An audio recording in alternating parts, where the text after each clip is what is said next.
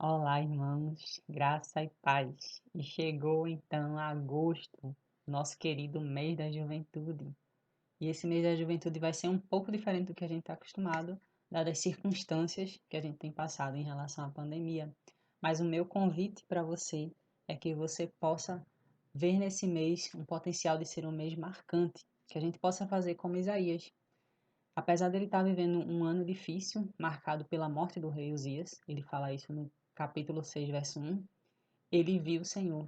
Isaías afirma que no ano em que morreu o rei Uzias, eu vi o Senhor.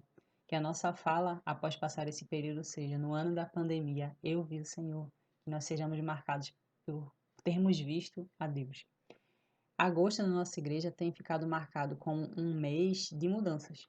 Se os irmãos pararem para pensar, há 4 anos atrás a gente estava mudando do antigo templo para o espaço que a gente ocupou até esse ano, o espaço da irmã Janete e da sua família. A gente teve o último culto no antigo templo, a gente teve o primeiro culto nesse novo espaço, e agora, novamente no mês da juventude, novamente no mês de agosto, a gente tem um movimento de retorno. Nós estamos fazendo o processo de mudança para retornar ao nosso antigo espaço. E isso talvez porque Deus pensou na juventude por sermos fortes, é isso que João afirma, né? Os jovens foram escolhidos por serem fortes, a palavra de Deus permanecer na gente. Temos vencido o maligno e aprove a Deus que esse momento fosse justamente no mês da juventude. Talvez a gente suporte melhor as adaptações para a mudança. Deus entende e assim faz como deseja na sua soberania. Mas apesar da gente ver e saber que algumas coisas mudam, assim como a gente muda de espaço, algumas coisas não podem e não devem mudar, elas devem permanecer. E é nesse sentido que a Jubal está convidando a nossa igreja a refletir a respeito do nosso tema desse ano, que é permanecer. E quando esse tema foi proposto, a gente pensou em complementar com alguma coisa, permanecer, tarará, em, no que, mas eu entendo que a própria palavra, ela vai nos conduzir a perceber onde, em quem, no que ou como nós devemos permanecer. Durante esse mês vocês vão ter a oportunidade de ouvir várias mensagens falando a respeito do permanecer. Hoje eu queria convidar você a refletir comigo a respeito de permanecer igreja. E para isso a gente vai estar lendo dois textos, Atos 2:46 e Atos 5:42. Atos 2:46 fala o seguinte: todos os dias continuavam a reunir-se no templo, partiam o pão em suas casas e juntos participavam das refeições, com alegria e singeleza de coração. E Atos 5:42 fala: todos os dias, no templo e de casa em casa, não deixavam de ensinar e proclamar que Jesus é o Cristo. Esses dois textos, eles têm características que são encontradas nos irmãos da primeira igreja ou igreja primitiva, como alguns chamam, e que podem ser trazidas para o nosso contexto. A igreja para aqueles irmãos não consistia apenas num grupo que se reunia no templo. Eles iam além desse conceito. E esse período de distanciamento social que a gente tem vivido, ele nos levou a avaliar algumas coisas, como por exemplo, o que é ser igreja. E é lógico, e os próprios textos que a gente leu nos afirmam que é necessário estar no templo, sim. E é muito bom a gente estar reunido no ajuntamento. A gente canta isso, né? Reunidos nesse ajuntamento, ou é o teu povo aqui presente, declarando que só tu és santo. É muito importante e é muito bom. Mas em tempos como esse, em que a gente não pode ir ao templo, será que a gente deixou de ser igreja? E pensando a respeito disso, a Jubal te convida a permaneça a igreja. E você pode perguntar, mas como? Como é que eu posso fazer isso?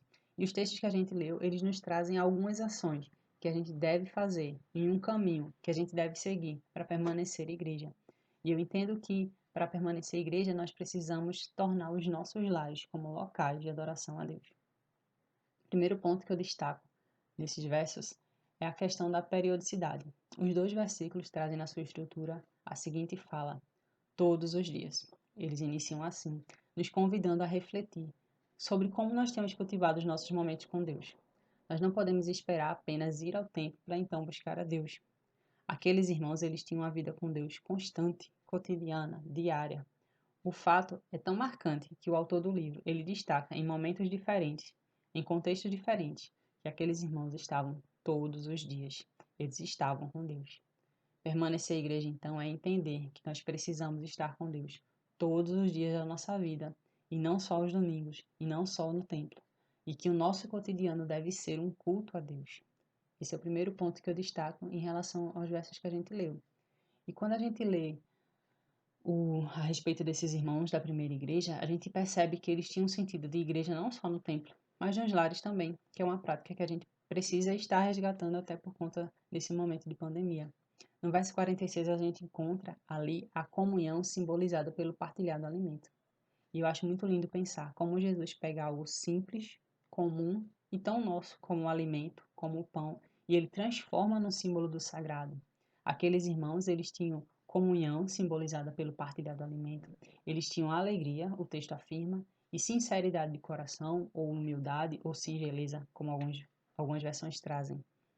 Então, permanecer igreja é entender que os nossos lares, mesmo se a gente está indo para o templo, nos nossos lares deve existir comunhão com Deus e com o próximo, alegria e sinceridade de coração. Sendo assim, a gente permanece sendo igreja, independente do local em que a gente esteja, e assim a gente permanece sendo igreja. E aí, será que seu lar tem sido esse ambiente, um ambiente de comunhão, de alegria e de sinceridade de coração? É algo para a gente refletir. Só que a gente prossegue na leitura e a gente encontra o capítulo 5, 42. E é aquela mesma estrutura inicial do 2:46.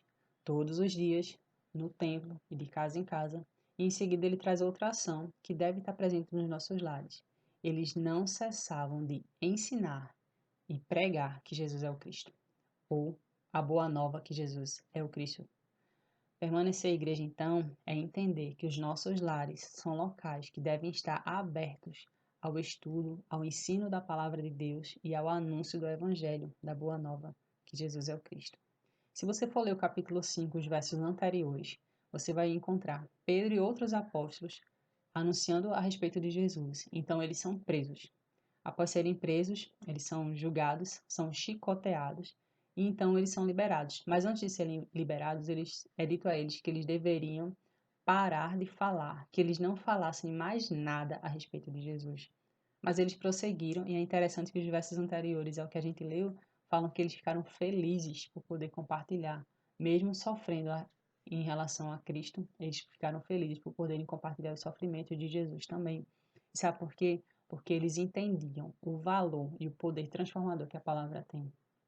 Então, a resposta daqueles homens foram: eles não cessavam de ensinar e pregar o evangelho, que Jesus é o Cristo. Permanecer igreja é entender que na minha casa eu preciso ler a Bíblia, meditar, estudar nela, ensiná-la, e que na minha casa precisa ser um ambiente aberto para o anúncio do evangelho de Jesus. Isso precisa ser falado nos nossos lares. Então, irmãos, para resumir, permanecer igreja é entender que o nosso cotidiano deve ser um culto a Deus, que os nossos lares devem ser ambientes em que deve existir comunhão, alegria e sinceridade de coração, e que os nossos lares precisam ser ambientes abertos ao ensino da palavra de Deus e ao anúncio do Evangelho, que Jesus é o Cristo, que Ele é o ungido de Deus. E é isso, irmãos. O mês está só começando e você está convidado a permanecer conosco, adorando a Deus e aprendendo mais a respeito dele.